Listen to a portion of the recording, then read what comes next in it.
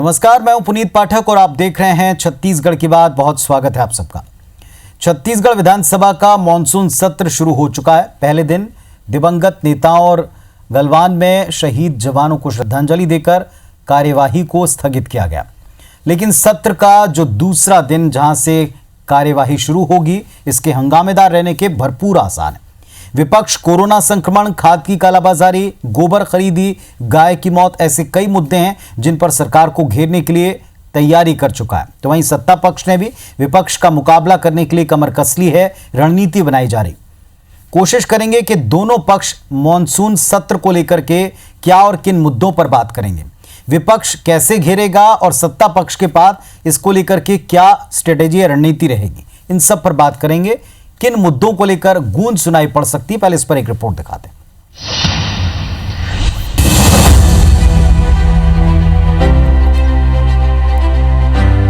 पूर्व मुख्यमंत्री अजीत जोगी और पूर्व मंत्री डीपी धृतलहरे समेत कई दिवंगत नेताओं को श्रद्धांजलि देने के बाद छत्तीसगढ़ विधानसभा के मॉनसून सत्र का पहला दिन स्थगित कर दिया गया। पहले दिन की कार्यवाही खत्म होने के बाद सत्ता पक्ष और विपक्ष आगे की रणनीति बनाने में जुट गए। सरकार को घेरने के लिए बीजेपी ने विधायक दल की बैठक बुलाई। विपक्ष इस बार गोबर खरीदी, किसान न्याय योजना, खाद की कालाबाजारी, गायों की मौत समेत कई मुद्दों पर सरकार को घेरेगा। बैठक के बाद पूर्व मुख्यमंत्री रमन सिंह ने बताया कि सीमित समय में जनता के मुद्दों को सदन में उठाया जाएगा। साथ ही दूसरे दिन विपक्ष कोरोना संक्रमण पर स्थगन प्रस्ताव भी ला सकती है। गौठान बना दिया, गाय के लिए चिंता नहीं, गाय दम घुट के गाय की मौत हो रही है और उसके बारे लेकर कोई चिंता नहीं। किसानों को ना यूरिया मिल रहा है, ना खाद मिल रहा है, अन्य प्रकार के खाद। पीएससी के सारे एग्जाम रुके हुए हैं। तो कुल मिला के प्रदेश में पूरी तरीके से अव्यवस्था की स्थिति है। ना निर्माण कार्य चल रहे हैं, ना विकास कार्य चल रहे हैं। इन सारे मुद्दों को लेकर 3 दिन के सीमित समय में पूरी चर्चा करने के लिए तैयारी। इधर सत्ता पक्ष भी विपक्ष के हर मुद्दे का जवाब देने के लिए तैयार है। तमाम मंत्री विपक्ष के सवालों के जवाब देने के लिए पूरी तरह तैयारी कर चुके हैं। कांग्रेस का कहना है कि कोरोना संकट को देखते हुए मॉनसून सत्र छोटा भले ही है, लेकिन इस दौरान कई जरूरी विधेयक सदन में पेश किए जाएंगे। अनुपूरक कुछ हमारे जो आए हैं उनको पारित करना भी जरूरी है और कानून बनाने के लिए लगभग 12 विधेयक विधानसभा को प्रेषित किए गए हैं, उसका पारण भी आवश्यक है। इसलिए ये जो 4 दिन का हमारा विधानसभा सत्र और विधानसभा की पूरी तैयारी लगभग सरकार की ओर से है। छत्तीसगढ़ में माननीय भूपेश बघेल जी के नेतृत्व में कांग्रेस सरकार अपनी तैयारियों के साथ छत्तीसगढ़ विधानसभा में अपनी बात रखेगी। विपक्ष प्रोपोगंडा फैलाना चाहती है, झूठ और प्रेम के सहारे राजनीति करना चाहती है, मगर उनके मंसूबे कभी पूरे नहीं होंगे। जाहिर है, मानसून के छोटे सत्र को लेकर बीजेपी सरकार पर चर्चा से बचने का आरोप लगाती रही है, लेकिन इन सब के बीच सत्ता पक्ष और विपक्ष की तैयारियां बताती हैं कि 4 दिनों का ये सत्र काफी हंगामेदार रह सकता है। Bureau report, IBC 24।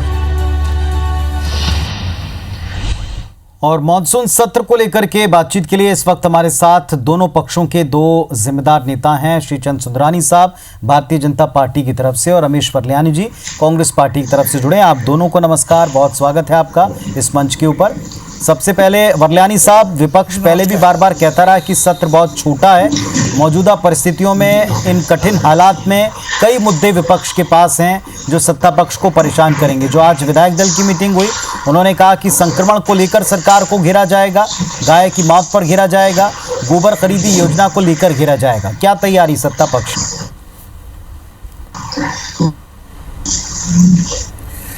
देखिए पुनीत जी की विपक्ष का ये आरोप तो बिल्कुल निराधार है कि छोटा सत्र बुला रहे हैं। कांग्रेस पार्टी एक बड़े सत्र के लिए तैयार रहती है, लेकिन कोरोना के संकट के चलते हुए सभी राजनीतिक दलों की राय से सत्र छोटा किया गया, क्योंकि एक संवैधानिक बाध्यता भी है कि 6 महीने के अंतराल में सत्र होना चाहिए। कांग्रेस पार्टी कभी भी लोकतंत्र में विपक्ष की बहस से का सामना करने के लिए तैयार रहती है। हम चाहते चर्चा हो, क्योंकि चर्चा के माध्यम से ही जनता की समस्याएं सदन पर आती हैं और सरकार को भी उससे एक दिशा निर्देश मिलता है कि क्या क्या कमियां हमारे में हैं ताकि हम उसको सुधार पाएं। लेकिन ये कोरोना के संकट के चलते हुए एक मजबूरी थी, जिसके चलते 4 दिन का सत्र बुलाया गया है। इस 4 दिन के सत्र में कांग्रेस पार्टी पूरी ताकत के साथ विपक्ष के आरोपों का जवाब देगी, क्योंकि विपक्ष के पास कोई मुद्दा नहीं है। किसान का मुद्दा के बारे में उनको बात करने का अधिकार नहीं है, क्योंकि किसानों के साथ जो कांग्रेस पार्टी ने वादे किए थे उसको मुख्यमंत्री भूपेश बघेल जी ने शपथ लेने से आज तक निरंतर निभाने का काम किया है, पूरा करने का काम किया है और ग्रामीण अर्थव्यवस्था को मजबूती देने का काम किया है। अब गोबर योजना का विरोध करेंगे बोलते हैं, ये तो बड़ा आश्चर्य लगता है। अरे गोबर योजना किसानों की सशक्तिकरण के लिए है, जैविक खाद के माध्यम से आम आदमी को अच्छा अनाज देने का, ताकि बीमार न पड़े। कोरोना का संक्रमण जो है वो देशव्यापी संक्रमण है, इसके यदि आप मूल में जाएंगे तो यदि देश के प्रधानमंत्री नरेंद्र मोदी जी नमस्ते ट्रंप के चक्कर में नहीं फंसते तो ये स्थितियां पैदा नहीं होती। यदि देश के प्रधानमंत्री 4 घंटे के संचित नोटिस पर लॉकडाउन नहीं करते तो ये प्रवासी श्रमिकों की समस्या नहीं होती, और प्रवासी श्रमिकों के माध्यम से जो संक्रमण देश के गांव में फैला उससे बचा जा सकता था। तो कुल मिलाकर भारतीय जनता पार्टी के पास कांग्रेस पार्टी पर प्रहार करने के लिए कोई मुद्दा बाकी नहीं है। वे केवल औपचारिकता का निर्वहन करेंगे। वैसे भी जनता का जनादेश उनके खिलाफ जा चुका है, आज उनकी स्थिति सिर्फ 14 की रह गई है। सुंदरानी साहब, कोई मुद्दा नहीं बचा है, केवल आप औपचारिकता निभाएंगे। जिन मुद्दों का जिक्र आपने किया, सत्र छोटे होने से लेकर, उनका जवाब भी आपने वरल्यानी जी से सुन लिया। क्या तैयारी और किन मुद्दों के साथ विपक्ष चाहेगा? देखिए, निश्चित रूप से पुनीत जी, कांग्रेस पार्टी चर्चा से भाग रही है। 3-4 दिन का सत्र, 4 दिन के सत्र में 1 दिन श्रद्धांजलि में निकल जाता है, 3 दिन की चर्चा होगी। 3 दिन की चर्चा में 12 विधेयक पारित होंगे। समय कहाँ रहता, ध्यानाकर्षण स्थगन प्रस्ताव पे या प्रश्नोत्तर पे कहाँ समय मिलता है। जिस प्रकार से विपक्ष ने सारी तैयारी कर रखी है, गोठान तो बना लिए इन्होंने, लेकिन आज 49 गायों की हत्या हुई है इस प्रदेश में। गौ माता की हत्या का भी प्रश्न वहां पे उठेगा। किसानों की बात करते हैं, किसानों को 2 साल का बोनस जो बोला गया था दिया नहीं। शराबबंदी की बात की गई, शराबबंदी नहीं की गई। बेरोजगारी का मुद्दा है, सरकारी नौकरियों का देने की बात थी, वो नहीं दी। होमगार्ड की, पुलिस की, शिक्षा कर्मियों को नौकरी देने की बात थी, वो मुद्दा विधानसभा में उठेगा। गोबर योजना को हम कभी विरोध नहीं किए। गोबर योजना तो प्रधानमंत्री नरेंद्र मोदी जी की योजना 2019 में लॉन्च हुई, लेकिन पुनीत जी उसमें जो त्रुटियां हैं, उसमें जो अव्यवस्था है, बजट का प्रावधान, कितने का गोबर साल भर में खरीदा जाएगा, कि रेट को लेकर कहीं ना कहीं हमारा आरोप है कि रेट कम दिया जा रहा है, गोबर का रेट ज्यादा दिया जाना चाहिए। ये सारे मुद्दे हैं और मुद्दों के लिए समय नहीं है। समय 3 दिन में चर्चा, कितना समय चर्चा के लिए मिलेगा और कितनी बातें उठ पाएगी, ये चर्चा से भागना चाहते हैं, क्योंकि इनके पास जवाब नहीं है। लगातार बेरोजगारी मुद्दे में बेरोजगारी भत्ता 10 लाख नौजवानों को 2,500 रुपए बेरोजगारी भत्ता देने की बात इन्होंने की थी। रेत माफिया खुलेआम लूट मचा रखा है। शराब माफिया पूरी तरह से गली कुचों में भी कोचिया राज आ गया है। लगातार शराब बिक रही है। जितनी शराब की अधिकृत दुकानें हैं वहां पे गोलमाल हो रहा है। 50-50, 60-60 लाख रुपए एक दुकान पे गोलमाल हो रहा है। पैसा कहां जा रहा है, क्यों? एक सवाल सुंदरानी साहब जो उन्होंने उठाया था कि इसे औपचारिकता के तौर पर ही तो नहीं उठाएगा विपक्ष, क्योंकि आपकी संख्या भी कम है। ये देखिएगा, संख्या हमारी भले कम हो, जनबल हमारे साथ है, हमारे पास जनता का समर्थन हमारे साथ है। भारतीय जनता पार्टी आज प्रमुख विपक्षी दल है। 15 साल हमारी सरकार रही है, जनता में आज भी हमारी पैठ है। विकास हम लोगों ने किया है। कर्जा लेकर ये शासन करना चाहते हैं। 13,000 करोड़ पहले कर्जा लिया, 1,300 करोड़ रुपए अभी कर्जा लिया। 2 साल का बोनस इन्होंने किसानों को नहीं दिया। ये बार बार किसानों की मांगे पूरी करने की बात करते हैं, किसानों की समस्याओं का समाधान की बात करते हैं। क्यों नहीं 2 साल का बोनस इन्होंने दिया? 2 साल होने को आ रहे सरकार को। जी चलिए, आपकी नई बातों का उत्तर भी मैं ले लेता हूं। वरल्यानी जी, अगर आप सुने हो, उन्होंने कहा कि जो बेरोजगारी का मुद्दा है, क्योंकि ये तो आप देखें कि अभी शिक्षा कर्मी जो हैं, शिक्षक भर्ती के लोग हैं, या तमाम तरह के जो अलग अलग भर्तियों की प्रक्रिया अटकी पड़ी है। इसमें मैं अलग अलग गिनाने जाऊं, आरक्षक की भर्ती प्रक्रिया है, कई सारे लोग जो डॉक्टर्स हैं, आयुर्वेदिक डॉक्टर्स हैं, उनके अपने मुद्दे हैं। तो ये जॉब से जुड़े हुए मुद्दे क्या सरकार को परेशान कर सकते हैं? क्योंकि बाकी किसान के ऊपर फोकस सरकार ने रखा, दिखा भी, लेकिन बेरोजगारी, युवाओं के रोजगार को लेकर के जितने कदम होने चाहिए थे वो अब तक उठ नहीं पाए।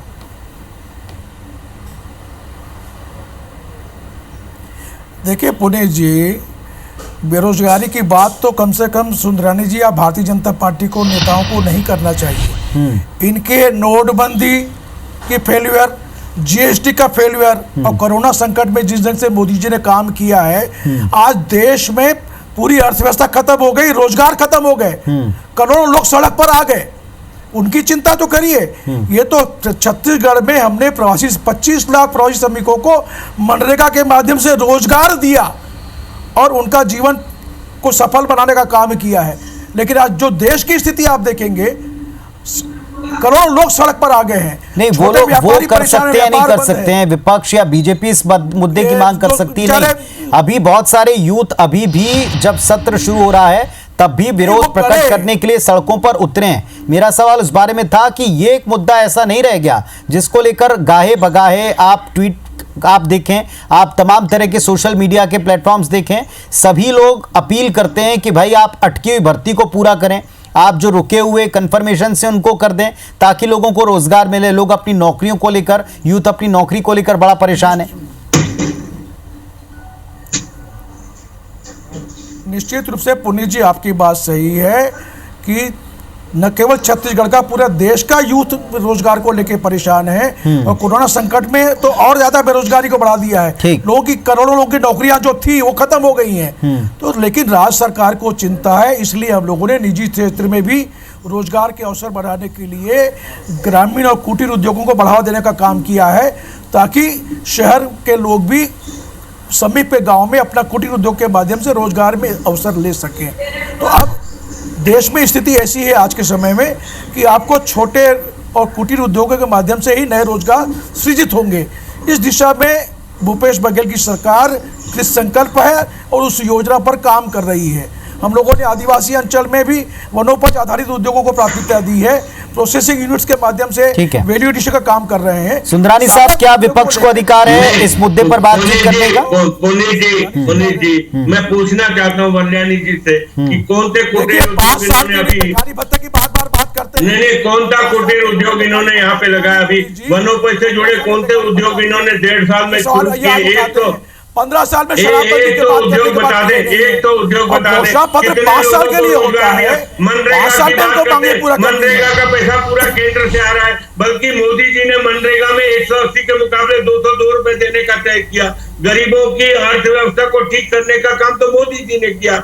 जनधन खाते में 30 करोड़ महिलाओं को 500 रुपए की 3 किस्त दी। किसानों सम्मान निधि में 2-2 हजार रुपए की 3 किस्तें दी। धान खरीदी करने से इनकार किया। हमने कहा धान खरीदने से इनकार कर दिया।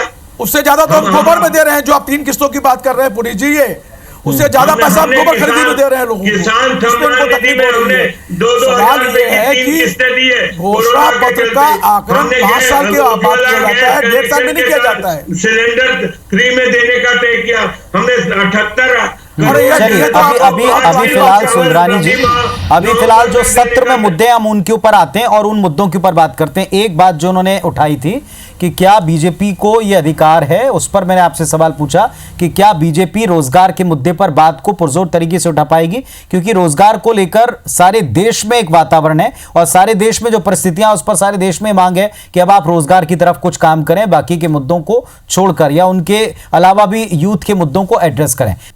और इस वक्त सबसे बड़ा मुद्दा सारे देश में संक्रमण का भी है और इसको लेकर के भी सरकार को घेरने की तैयारी विपक्ष कर रहा है। रमेश वल्याणी साहब, जो कोविड संक्रमण है उसको लेकर तैयारी पर पहले भी कई दफ़ा हमने इस मंच के ऊपर भी बातचीत की है, डिबेट होती रही है। क्या इस मुद्दे पर सरकार को घेरने के लिए कोई पॉइंट्स हैं या उनकी तरफ सरकार ने पहले से तैयारी की है?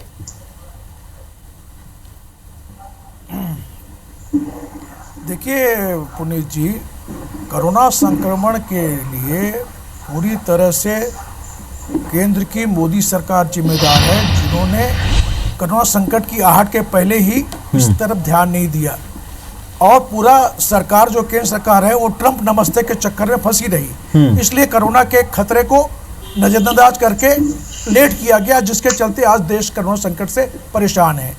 उसके बावजूद भी जब महामारी आ गई है तो राज्य सरकार का ये दायित्व बनता है कि वे अपने राज्य के नागरिकों की जीवन रक्षा करें और इस मामले में हमारे मुख्यमंत्री भूपेश बघेल जी और हमारे स्वास्थ्य मंत्री टी.एस. सिंहदेव जी शुरू से ही गंभीर रहे हैं और भविष्य के खतरे को देखते हुए योजनाएं बनाना शुरू किए हैं। आज प्रदेश में लगभग सभी मेडिकल कॉलेज में और अलग अलग सेंटर्स में कोविड की जांच की पूरा व्यवस्था है। इवन राजधानी में 5 या 6 अलग अलग स्थानों पर मेडिकल कॉलेज और एम्स के अलावा अलग अलग स्थानों पर भी लोगों के कोरोना सैंपल्स लेके जांच करने की सारी सुविधाएं दी जा रही हैं और जितने भी बेड की व्यवस्था करनी थी वो की चलिए, तो फिर क्या मुद्दे हो सकते हैं सुंदरानी साहब? और भी सरकार ने अपने स्तर पर सारे काम किए, सुन लिया आपने पहले भी और अभी भी। ये मुद्दा क्या तो और किस स्वाभाविक है, उठाएंगे। वजह से आप सरकार को इस मुद्दे पर घेरेंगे? पुनीत जी, कांग्रेस के सारे प्रवक्ताओं ने एक बात रट ली है, वो जिस डिबेट में भी बैठते हैं, जिस मुद्दे पे चर्चा करें तो ट्रम्प नमस्ते, एक बात इनका अवश्य आएगा हर प्रवक्ता के मुद्दे और हर मुद्दे पे, चाहे आप प्रदेश के मुद्दों पे चर्चा करें या केंद्र के मुद्दों पे चर्चा करें।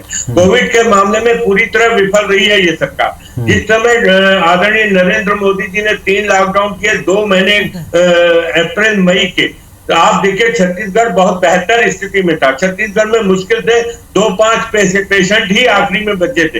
ऐसा लग रहा था कि छत्तीसगढ़ कोविड मुक्त हो जाएगा। लेकिन मैं मुख्यमंत्री जी क्रेडिट लेना चाहते थे, बार बार अपनी पीठ थपथपाना चाहते थे, लेकिन मैं एक बात कहूंगा राजनीति से ऊपर उठ के, हमारे प्रदेश के स्वास्थ्य मंत्री टी.एस. सिंहदेव बाबा बार बार इस बात को आगाह कर रहे थे कि जांच नहीं हो रही है, जांच नहीं की जा रही है। जिस दिन जांच होना शुरू हो जाएगी, बड़ी संख्या में कोविड के पेशेंट छत्तीसगढ़ में मिलेंगे, वो इस बात को कह रहे थे, लेकिन उनकी सरकार के मंत्री मुख्यमंत्री इस बात को नकारते थे। आदरणीय पुनीत जी, एम्स के माध्यम से 2 महीने तक पूरे छत्तीसगढ़ को संभाला है, पूरे 2-2.5 महीने तक इनके पास दूसरी कोई व्यवस्था नहीं थी। हवाई जहाज भर भर के केंद्र से मटेरियल आया, चाहे वो सैनिटाइजर हो या मास्क हो। जी वरदान जी, उत्तर भी दें इस बात का, विफल रही सरकार इस मामले में। 3500 करोड़ रुपए के प्रत्यक्ष अप्रत्यक्ष रूप से कोविड में केंद्र सरकार ने यहाँ पे आधी अधूरी बात सुंदरानी जी कर रहे हैं। इस मामले में स्वास्थ्य मंत्री और मुख्यमंत्री एक राय होकर काम करते आए हैं और स्वास्थ्य मंत्री ने स्पष्ट कर दिया है कि अधिकतम जांच होनी चाहिए, इसलिए केंद्र सरकार की जो मेडिकल एजेंसीज हैं वो इसकी अनुमति दे, क्योंकि जांच की सुविधाएं बढ़ाने के लिए जो नॉर्म्स होते हैं उसका जो क्लियरिफिकेशन आता है या उसका जो ऑथराइजेशन होता है वो केंद्र से होता है। उसके बावजूद लगातार प्रयास करने के बावजूद आज प्रदेश के लगभग हर जिले में हम लोगों ने ये व्यवस्था कर ली है और जांच ज़्यादा हो रही है, केस ज़्यादा भी आ रहे हैं, लेकिन उसका मुकाबला करने के लिए पूरी व्यवस्था है। ये एम्स को ऐसी बात करते हैं जैसे कोई एम्स कोई केंद्र और राज्य का कोई झगड़ा होता है क्या? जो भी स्वास्थ्य की सुविधाएं होती है राज्य में, चाहे मेडिकल कॉलेज दे, वो राज्य के नागरिकों के लिए होता है। एम्स भी राज्य के नागरिकों के लिए हो रहा है। ये तो ऐसा होता है जैसे एम्स कोई मोदी जी के घर का अस्पताल है क्या? एम्स जो है भारत की जनता के पैसे का अस्पताल है, वहाँ सबका हक है।